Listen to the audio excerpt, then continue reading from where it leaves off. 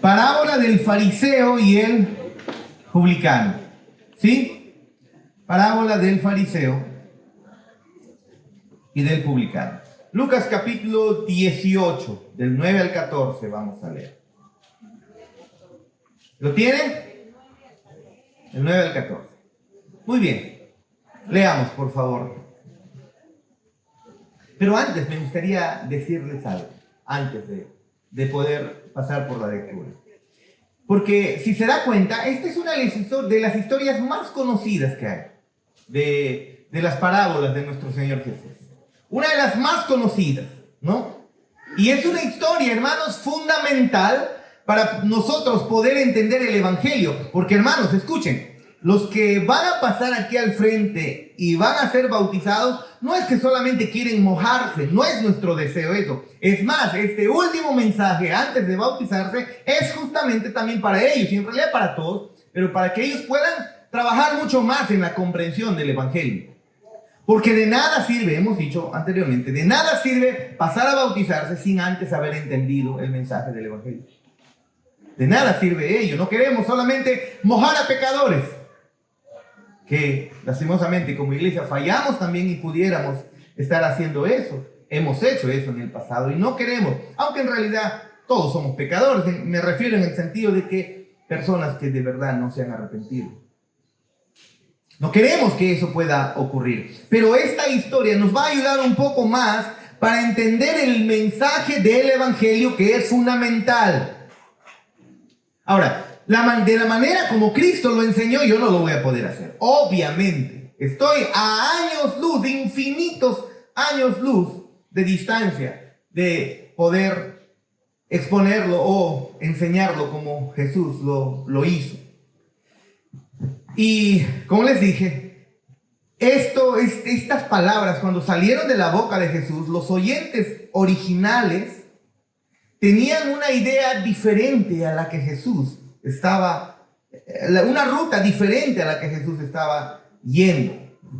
Cuando nosotros oímos hablar a Jesús de dos hombres que suben a orar al templo, cada uno es un fariseo, el otro es un recaudador de impuestos. Hermanos, hemos hablado anteriormente, los recaudadores de impuestos eran judíos que se habían vendido al Imperio Romano y les cobraban impuesto al pueblo judío, al pueblo de Israel. Por lo tanto, eran considerados como traidores a la patria, que se habían vendido por dinero al Imperio Romano, y entonces ellos actuaban como aquellos que llenaban las arcas del emperador romano. ¿Y a quiénes les sacaba dinero el cobrador de impuestos, el publicano? A su gente. Le sacaba impuesto a su propia gente. Por lo tanto, los publicanos no eran nada bien vistos, eran muy mal vistos. Pero en esta historia, lo que vamos a leer es la historia de dos personas que van a subir a orar, suben al templo a orar a Dios.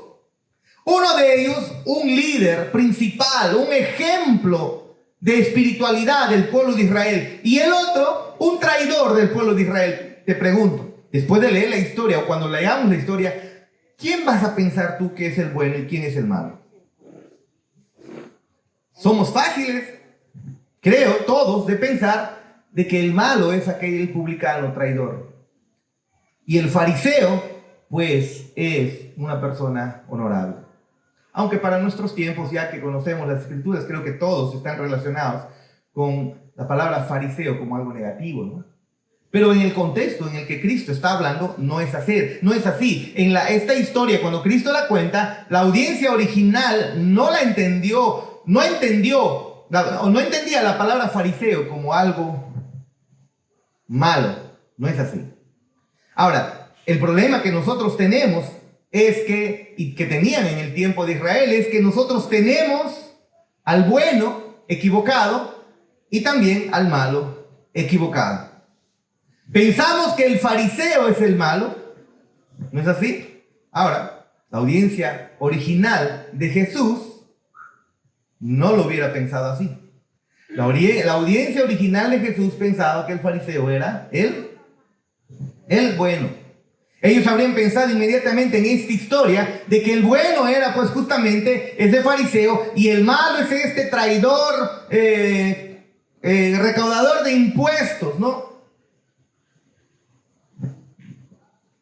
Porque los fariseos eran muy respetados en ese tiempo, en los días de Jesús, muy respetados, y eran vistos como las personas ejemplo de la vida espiritual. Escúchenme otra vez. Estos fariseos eran vistos como los ejemplos de vida espiritual. Si tú pensabas, ¿quién está más cerca de Dios? Todos automáticamente decían, los fariseos. ¿Por qué? Oraban constantemente, leían la palabra constantemente, amaban a sus esposas, no les sacaban la vuelta, eran buenos con todo el mundo, tenían un buen trato para con los demás, no eran malvados, no eran así. Para ese tiempo los fariseos eran las estrellas de la vida espiritual, eran los héroes. Al escuchar esto dirían, el fariseo es el héroe de esta historia, él es el bueno. Mientras que el recaudador, no, ese es el malo. Este le está sacando el dinero a la gente, le está cobrando impuestos a la gente, y muchos de ellos eran pobres. Y no solamente cobraba impuestos, sobreexageraba el cobro de impuestos. Pero Jesús hace algo increíble aquí en el Evangelio de Lucas. Él invierte lo que normalmente se espera que sea el pensamiento, ¿no?, de alguien sobre la bondad, sobre lo que es bueno y lo que es malo. Y lo hace de una manera impresionante, impresionante. Sin duda, para la audiencia original, esto fue una bomba en sus cabezas. Completamente, completamente.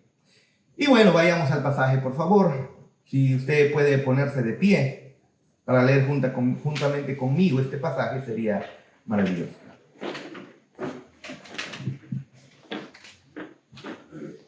Jesús, ¿qué hace aquí? Se enfoca, ¿no?, sobre dos verdades y realidades enormemente importantes que quiere hacer entender a las personas que están escuchando la historia. Y eso es lo que quisiéramos ver. ¿Por qué? Porque nuestro Señor Jesús va a contar una historia que les va a cambiar la perspectiva de quién es bueno y quién es malo. Los oyentes principales, los oyentes iniciales entendieron al revés. Pero él va a contar esta historia por una razón que no solamente es importante para los judíos del primer siglo, sino también es una razón muy importante para ti y para mí en este siglo XXI. Porque la palabra de Dios es viva y eficaz y trasciende y está dispuesta a penetrar a nuestros corazones. A los que oyeron inicialmente esto, y también para ti y para mí. Muy bien, leamos juntos. Dice, versículo 9, Lucas 18, del 9 al 14. A unos que confiaban en sí mismos como justos y menospreciaban a otros, dijo también esta parábola. Dos hombres subieron al templo a orar. Uno era fariseo y el otro era publicano. El fariseo, puesto en pie, oraba consigo mismo de esta manera: Dios, te doy gracias porque no soy como los otros, hombres ladrones, injustos, adúlteros, ni aun como este publicano. Yo ayuno 2 veces a la semana, doy diezmos de todo lo que gano. Mas el publicano, estando lejos, no quería ni aun alzar los ojos al cielo, sino que se golpeaba el pecho diciendo: Dios, sé propicio a mí, pecador. Y Jesús dice: os digo que este descendió a su casa justificado, está hablando el publicano, antes que el otro. Porque cualquiera que se enaltece será humillado, y el que se humilla será enaltecido. Tome su lugar.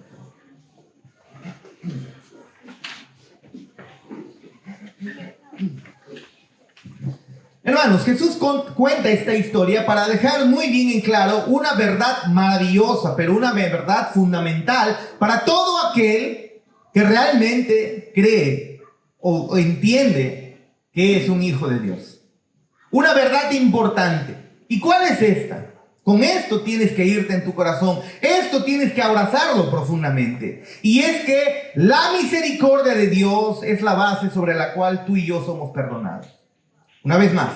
La misericordia de Dios es la base sobre la cual tú y yo somos perdonados. Es la base sobre la cual tú y yo somos aceptados delante de Dios y somos declarados justos.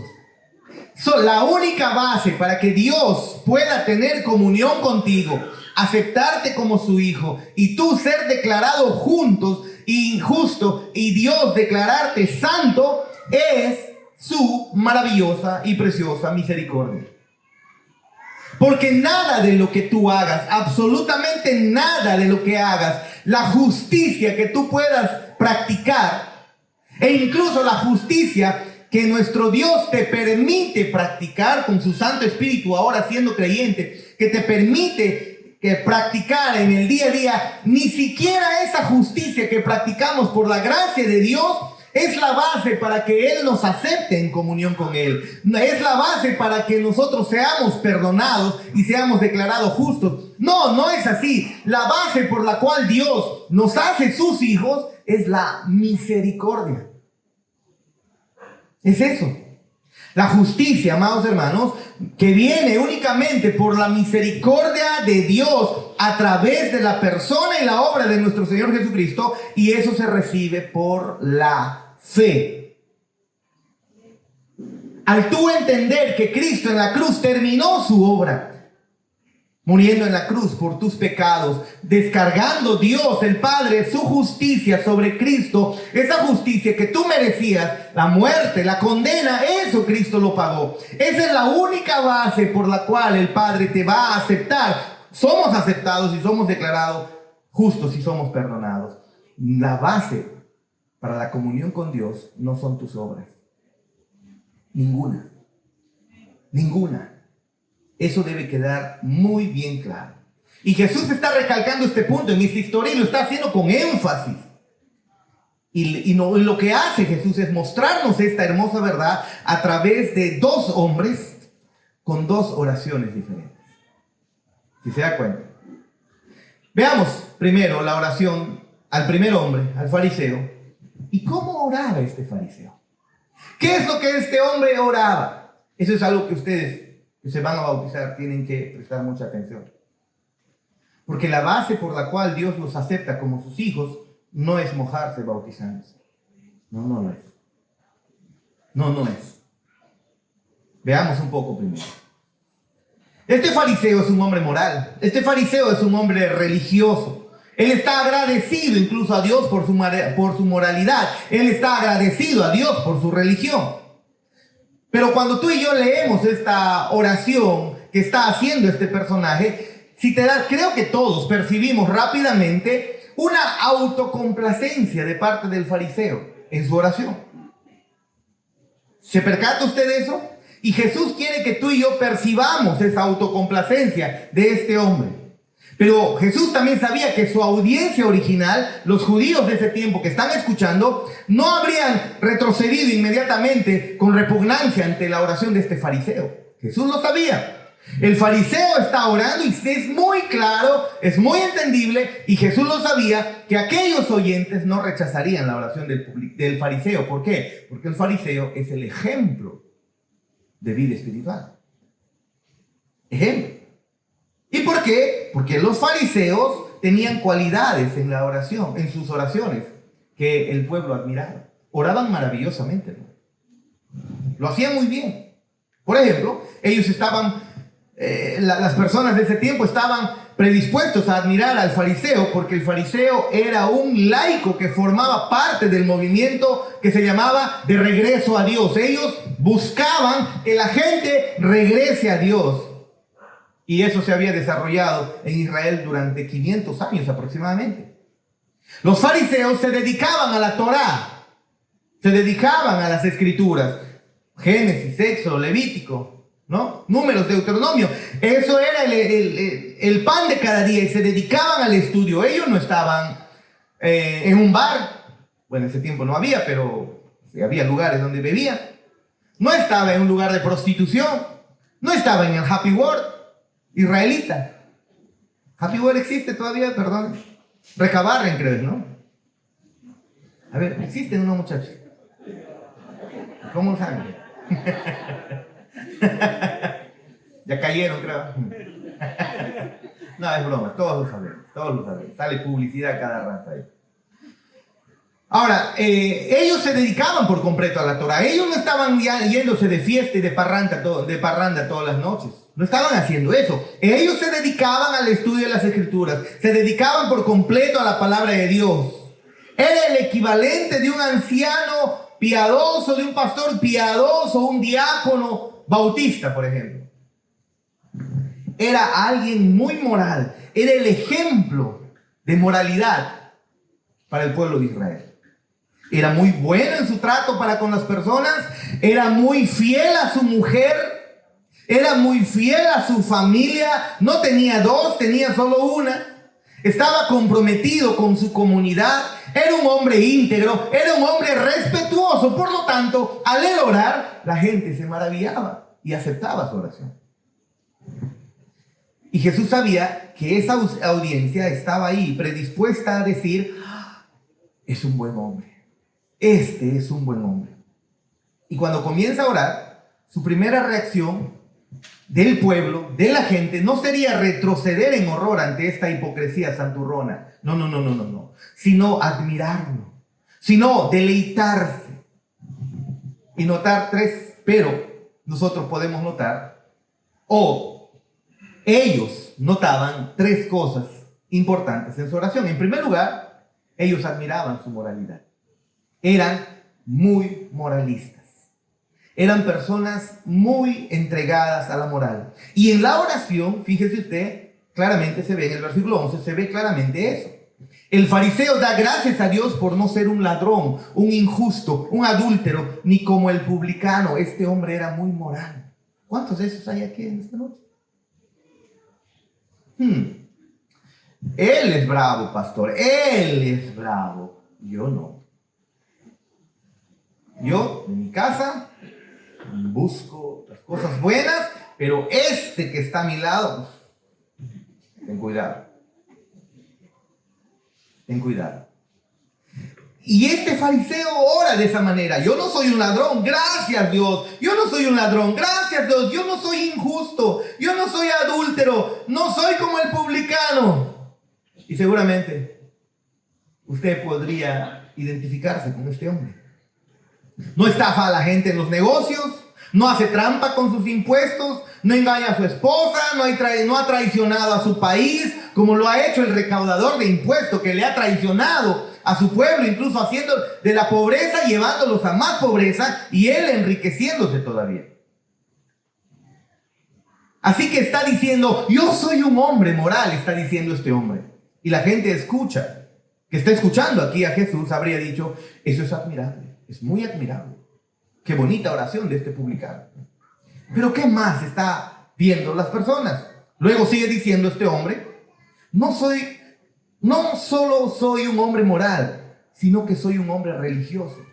Porque hay personas que caminan en las calles como no van a ninguna iglesia, no están entregados a ninguna religión, no van a la iglesia católica, a la evangélica, a ninguna iglesia van, pero son personas muy correctitas en su comunidad. Pero este hombre no solamente está diciendo: yo soy una persona moral, yo soy una persona religiosa, entregada a la vida espiritual. Mira lo que dice: ayuno 2 veces por semana, doy diezmos de todo lo que gano. Hermanos, los fariseos eran grandes partidarios del ayuno y del diezmo. Les encantaba hacer eso. Porque ellos no solamente ayunaban en ciertas ocasiones especiales del calendario judío, ellos adicionaron más ayunos, de tal manera que ayunaban 2 veces por semana, los martes y los jueves. Eso no estaba estipulado en el calendario. Lo que estipulaba para el pueblo de Israel era un ayuno al año. Eso era lo que se había estipulado: ayunar 1 vez al año. Pero estos hombres habían avanzado tanto en la devoción, en la espiritualidad, que comenzaron a ayunar hasta 2 veces. Multiplica tú uno que ayunaba una vez al año, que era cumpliendo lo que Dios había establecido, lo que se había establecido en el pueblo, comparado a aquellos que ayunaban 104 veces al año, comparado con uno que ayunaba una vez al año. Un paréntesis. Hay personas que les gusta ayunar y que se creen más espirituales que otros. Caería en esta categoría. Ayuno 2 veces por semana, pero no solamente eso. Doy diezmos de todo lo que gano. Ellos eran dramáticos en su ayuno y eran dramáticos en su diezmo. Eran bien dramáticos. A tal punto que ellos ni siquiera bebían agua cuando estaban ayunando. Ni siquiera agüita. Nada. Seco. A pasar saliva si tenían sed. Ellos habían estudiado la Torá. La Torá es los 5 primeros libros de la Biblia, Génesis, Éxodo, Levítico, Número, Deuteronomio. Lo habían estudiado muy bien, habían descubierto todo acerca de los diezmos, los habían enumerado muy bien, los habían sumado cuántos diezmos al final habían. Y ¿sabes qué? Ellos traían todos sus diezmos. Déjame decir que en el Antiguo Testamento no era un diezmo, eran 3 diezmos. Que al final sacaron la cuenta y el judío, estos hombres diezmaban aproximadamente el 33.33% de su dinero, no era el 10%. De todos sus ingresos, ellos diezmaban el 33%. Ahora, ¿qué pastor no quisiera un líder, un anciano, un miembro en su congregación que no defraude en sus impuestos? Que tenga una reputación honorable en los negocios, que no engañe a su mujer, que no sea un traidor en la comunidad, que no, y encima, que dé más del 10%, más del 30% de su dinero lo ponga al servicio de la obra del Señor. Estoy seguro que muchos pastores estarían haciendo fila para que vengan a sus iglesias. Hay pastores que hacen eso, buscando quienes ganan más para que puedan venir y ese creyente pueda dar más. Pero los fariseos eran, miren ustedes, un ejemplo de virtud, un ejemplo de entrega. Pero ¿qué más podemos ver en esta oración de este personaje fariseo? Mire, no solo indica que es un hombre moral, no solamente muestra su oración que es un hombre religioso, sino que, ¿qué es lo que hace? Le da crédito a Dios por eso. Oh, qué hombre tan piadoso, hermano. Qué hombre tan piadoso. Mire usted cómo ora. Dios, te doy gracias a ti. ¿Por qué? Porque no soy como los demás. Es decir, vean ustedes, él no está diciendo que él es bueno por su propia cuenta. Él está reconociendo que es Dios quien lo está haciendo a él bueno. Es un hombre muy religioso. Entiende mucho el Antiguo Testamento. No está diciendo, Dios, me salvaste porque soy bueno. No, no está diciendo esto.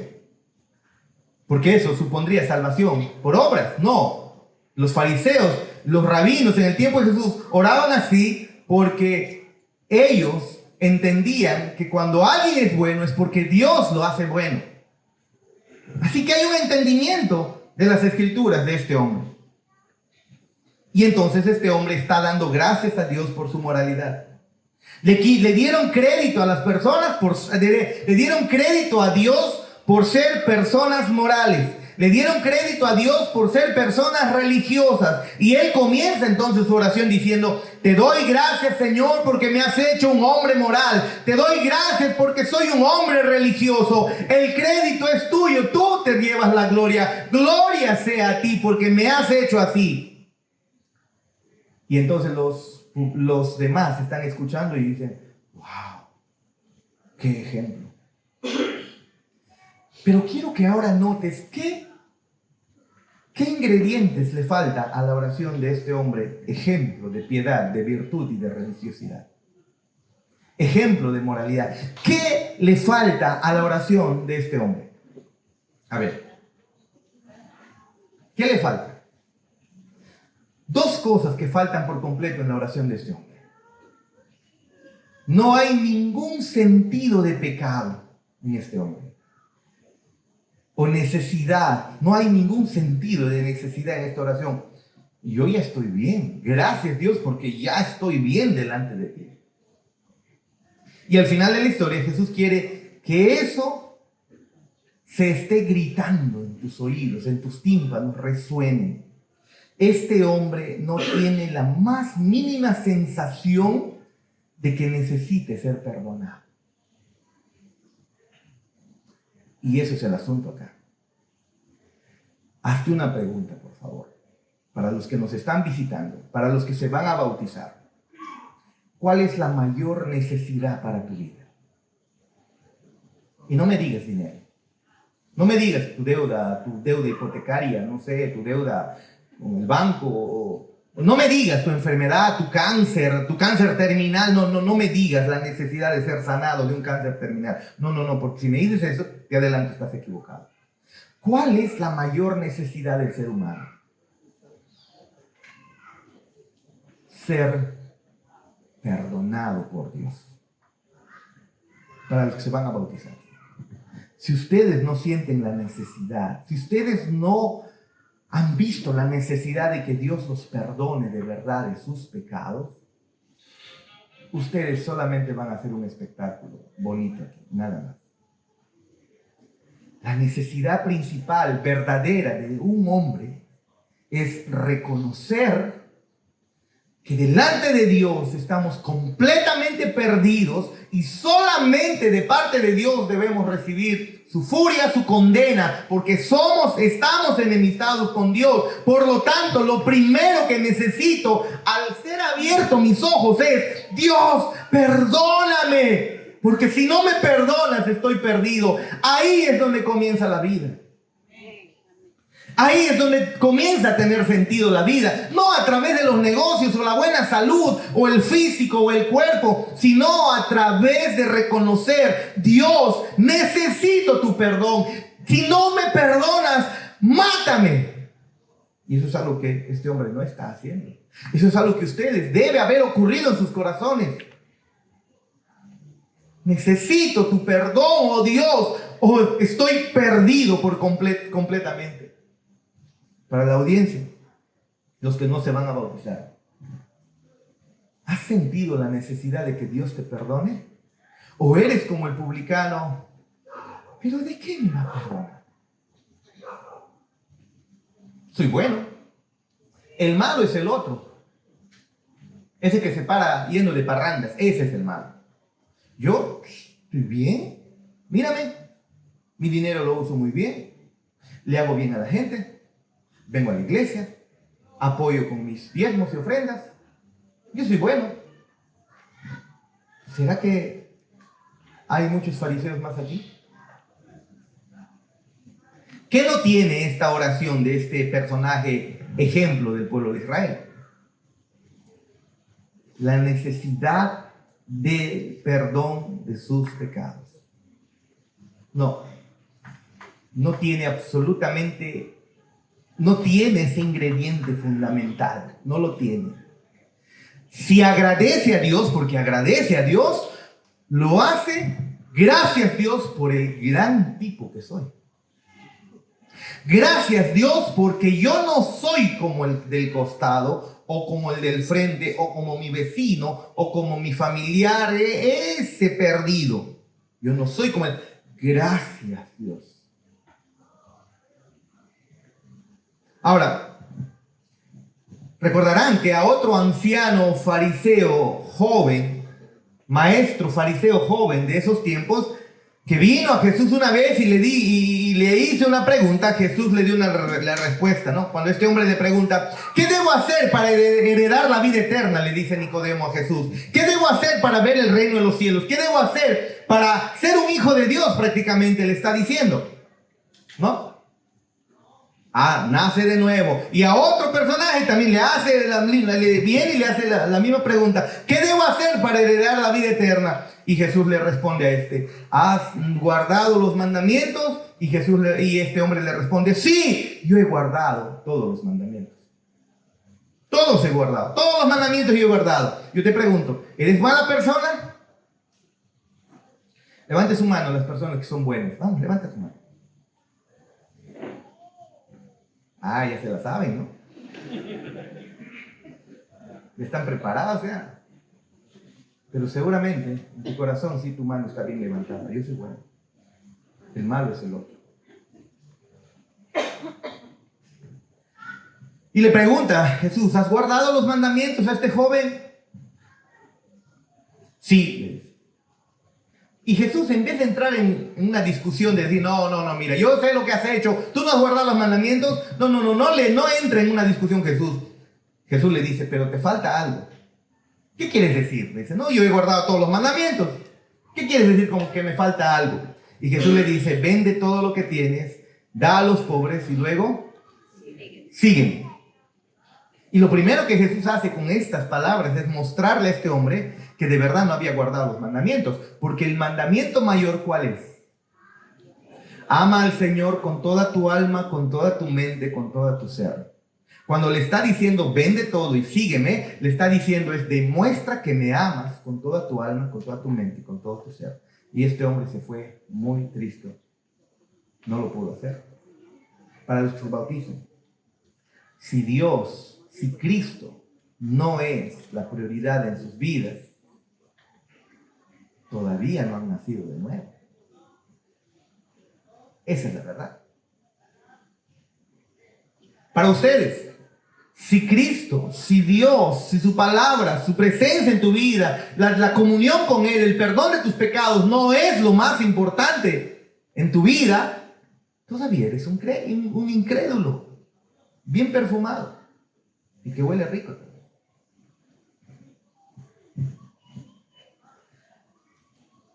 En otras palabras, Cristo le está diciendo, no hay nada en este mundo que debas amar, servir y adorar más que a Dios. Y sabes, tú no lo puedes hacer. No lo estás haciendo. Y Jesús está poniendo el dedo en la llaga del problema de este joven. Su problema era que amaba el dinero. Su problema era que amaba cualquier otra cosa, incluso el dinero, más que al mismo Dios. Le dijo, bien, has guardado todos los mandamientos, sí, seguro. Déjame decirte que hagas una cosa más. Da todo tu dinero y sigue. Y este hombre no lo pudo hacer. No lo hizo. Este hombre se jactaba de su moralidad, igual que el publicano, igual que el fariseo que estamos viendo. Pero le faltaba algo. No tenía él la noción de la necesidad del perdón de Dios. Él pensaba que estaba bien. Él tenía una necesidad de la cual Jesús estaba buscando hacerle consciente, y es lo mismo que Jesús está haciendo con cada uno de nosotros. Hoy no pienses que solamente has venido a expectar un bautismo. Esta palabra es Dios preparándola para ti, para tu corazón, no para el del costado, no para el de atrás, es para ti. Y lo que está buscando Dios es mostrarte a ti también a través de esta historia que si piensas que eres bueno, en realidad necesitas, si entiendes que eres bueno, reconozcas en esta noche que estás en serios peligros, en serio problema delante de Dios. Este hombre no tiene ningún sentido de necesidad en su oración, no le falta nada. No hay ninguna sensación de necesidad de perdón, no necesita ser perdonado. Tú lo necesitas. El perdón de Dios es tu prioridad. Porque si no lo eres, estás en serios problemas. En segundo lugar, ¿te has fijado en lo que está presente en esta oración? No hay arrepentimiento, pero sí hay algo. No hay deseo de ser perdonado, pero sí hay algo. Hay un egoísmo colosal en su oración. ¿Cuántas veces este hombre se mete a sí mismo en esta oración, el yo? En una oración tan cortita. Después de dar gracias a Dios, fíjate lo que él dice. Da gracias a Dios porque no soy como los demás hombres. Yo ayuno 2 veces por semana. Yo doy el diezmo de todo lo que gano. Yo. Esta es una celebración de él mismo elevado, hermanos, a la enésima potencia. Es un egocéntrico total. ¿Y sabes? Quien ha entendido el Evangelio comienza a ver su egocentrismo y comienza a trabajar con él. Porque al final de cuentas todos, de alguna manera, somos egocéntricos y egoístas. Todos lo somos. Levanten la mano quien es humilde. Ya se la saben también. Pero la oración de este hombre carece de un sentido de necesidad de perdón y tiene la presencia del orgullo en todo momento. En todo momento está jactándose de quién es él. Y estas dos cosas son las que Jesús busca en esta historia. La confianza del fariseo está en sí mismo. Es un hombre moral, es un hombre religioso y su conciencia está en paz, pero la base de esa paz, de su conciencia, descansa directamente, hermanos, en el hecho de que él es una buena persona. No hay un sentido de su necesidad de perdón de pecados. Él no le importa el perdón de sus pecados porque no tiene necesidad de ser perdonado. Él es bueno. ¿Cómo vas hasta ahí? Y Jesús le está diciendo, y nos está diciendo a todos, no tienes necesidad de ser perdonados. A ti te va y te viene eso de que debes ser perdonado tus pecados y se enciende una alerta roja. Peligro, peligro, peligro, peligro. Peligro. Y acompañando a eso hay un orgullo que se expresa en la condescendencia y el desprecio por los demás. Estos son pecadores, yo soy bueno. Ahora, contrastemos eso con el segundo hombre y con la segunda oración de este hombre. El recaudador de impuestos se mantiene a distancia, lejos y antes incluso de que tú puedas llegar a la oración de una sola frase que él tiene. Mira lo que Jesús dice en el versículo 13 acerca de este hombre. Versículo 13. Mas el publicano, el traidor de su patria, el que le está sacando dinero a la gente, un malvado, alguien mal visto, alguien que no ora, alguien que no ayuna, alguien que está mal, ha ocurrido algo en su corazón, pero más el publicano, estando lejos, no quería ni aún alzar los ojos al cielo, sino que se golpeaba el pecho diciendo: Dios, sé propicio a mí, pecador. Yo no sé si pudiera ser así, pero a mí me parece que este versículo de Lucas 18:13 es la razón por la cual los cristianos durante 2000 años aproximadamente hemos orado con la cabeza inclinada y nuestros ojos cerrados, con la cabeza inclinada. ¿Sabes por qué? Porque en el Antiguo Testamento los judíos no oraban con la cabeza inclinada y cerrados los ojos, sino oraban así. Levantándolo, recuerda usted la oración de Moisés, recuerda usted la oración de los hombres del Antiguo Testamento, levantando sus ojos al cielo, bien abiertos, sus manos extendidas, mirando al cielo. Y aquí este publicano baja la cabeza, se inclina, con sus ojos cerrados. ¿Y qué es lo que está orando? ¿Qué es lo que reza? ¿Cuál es su oración? Dios, Dios, ten piedad de mí, pecador. No está orando: Señor, Señor, sáname, Señor, sáname de mi enfermedad. Aunque no está mal que oremos por la enfermedad. Les cuento a los que nos visitan, acá en la iglesia hemos tenido una persona que reciencito se acaba de sanar de cáncer. La situación estaba terrible y miren, ya está, creemos, y aparentemente por las evidencias médicas ya no hay cáncer. Pero no está mal que oremos por las enfermedades, y sí, el Señor sana, pero la oración de este hombre no es: dame más dinero, soluciona mi problema económico, soluciona mi problema familiar. No. Él entiende la mayor necesidad del ser humano y su mayor necesidad: ten piedad de mí, pecador. Y ahora observemos dos cualidades en esta oración. En primer lugar, está la presencia de humildad y la presencia de una confianza centrada no en él. Su confianza está centrada en Dios. Humildad y confianza centrada completamente en Dios. Es evidente estas dos cosas aquí. Antes de abrir su boca, Jesús nos muestra que él está con la cabeza inclinada. Ni siquiera puede mirar al cielo porque sabe que no merece la bendición del cielo. Pero tiene una gran necesidad. ¿Y cuál es su necesidad? Es un pecador, lo reconoce y necesita ser perdonado de sus pecados. si va a ser declarado justo por Dios. Por eso dice: Dios, ten misericordia de mi pecador, sé propicio a mi pecador. Esa es la mayor necesidad de aquel que ha entendido el Evangelio, para los que se van a bautizar. No nos bautizamos porque las cosas me están yendo mal y entonces, pastor, bautízame porque no todo me va mal en la vida, por lo tanto quiero ser bautizado, seguramente porque me falta bautizo. No tiene que ver con eso. No es nada de eso. Todos se han bautizado, yo también quiero bautizarme. No tiene que ver con eso. Se bautizan aquellos que saben que son las personas más viles y despreciables del mundo. Y entonces claman a Dios: Dios, perdóname, ten misericordia de mí. Ellos son los que se bautizan. Y todo hijo de Dios desea bautizarse. Porque entonces, por defecto, todo hijo de Dios reconoce que es un vil pecador, por más que sea muy bien tenido entre los hombres. El creyente verdadero reconoce su necesidad de perdón de pecados.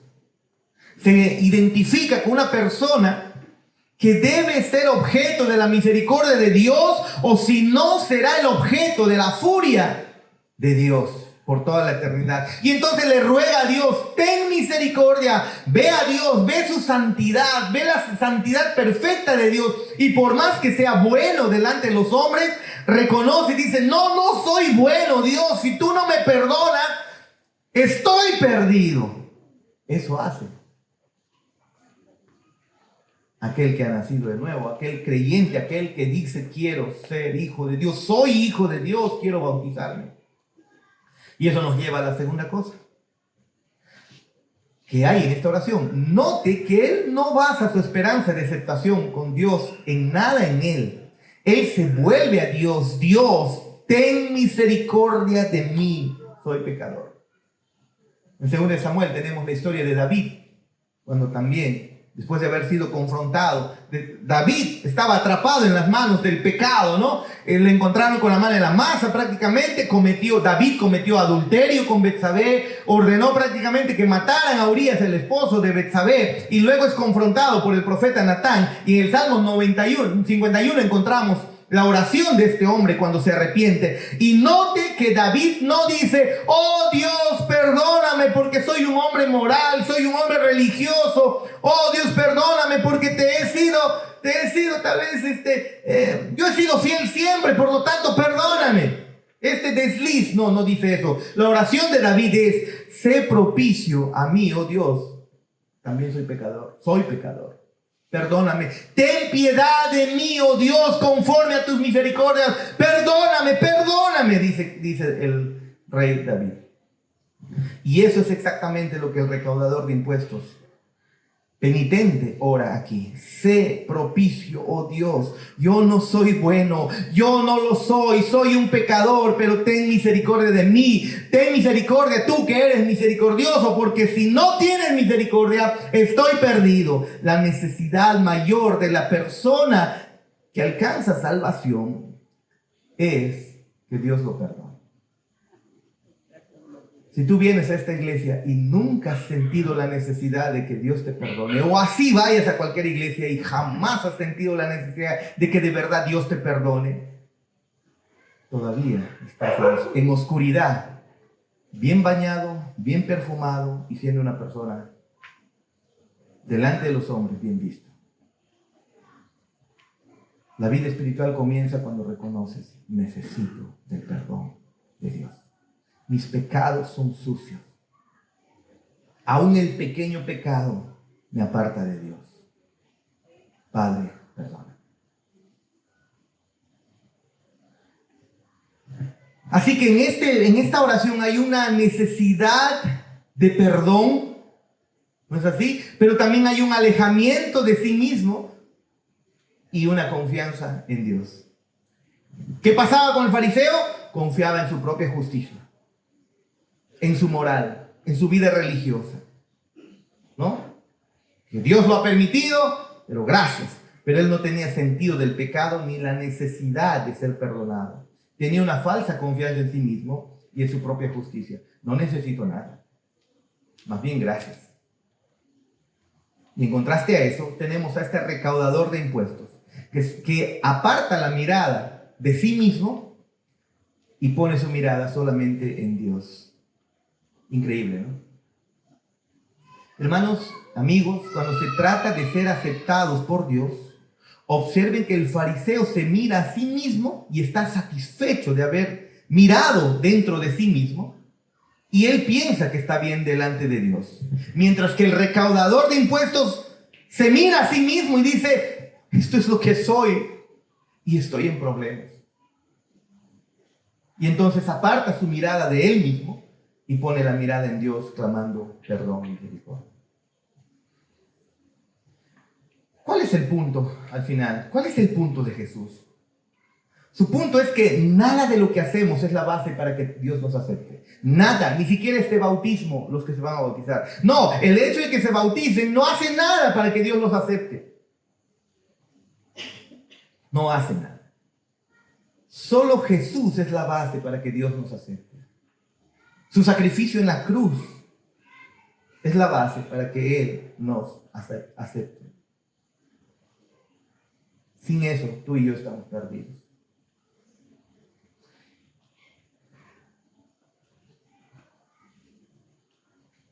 ¿Qué es lo que dijo al final Jesús? Al final del texto, miren ustedes.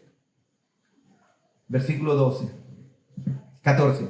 Os digo, dice Jesús, que este publicano descendió a su casa, se fue a su casa justificado antes que el otro. El otro no fue justificado, está hablando de perdonado prácticamente. El otro con su vida moral se quedó así. ¿Qué significa alguien que esté justificado o no justificado en la Biblia? Hay una diferencia abismal. Aquel a quien Dios justifica es aquel a quien Dios ha perdonado y lo ha declarado justo a pesar de que no lo es.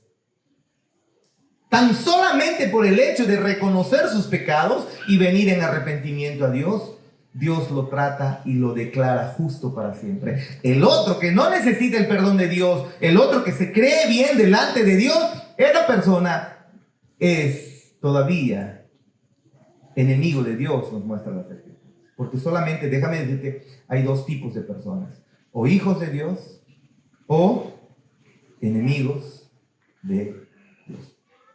Los hijos de Dios reconocen su necesidad de perdón como la mayor necesidad.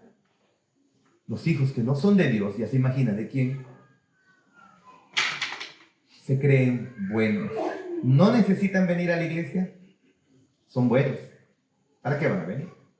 Ahí van solamente los que necesitan. Tú eres pecador, tú ve a la iglesia, yo no. Esos están en serios problemas. Y el problema para ese entonces es que las personas tenían como bueno al malo y como malo al bueno. Tal vez ese es tu problema. Te estás teniendo a ti malo, te estás teniendo como bueno. Y al hacer eso estás alejando de la gracia de Dios. Pero aquel que reconoce su necesidad, aquel que reconoce su inmundicia, aquel que sabe que no merece nada de Dios más que la muerte y a la muerte por toda la eternidad aplastado bajo el peso de su ira, aquel que reconoce eso viene delante de Dios y dice: ayúdame y perdóname, ayúdame y perdóname. A esos Dios recibe con brazos abiertos. Y si tú eres uno de ellos, Dios te quiere recibir hoy con brazos abiertos. Pongámonos de pie.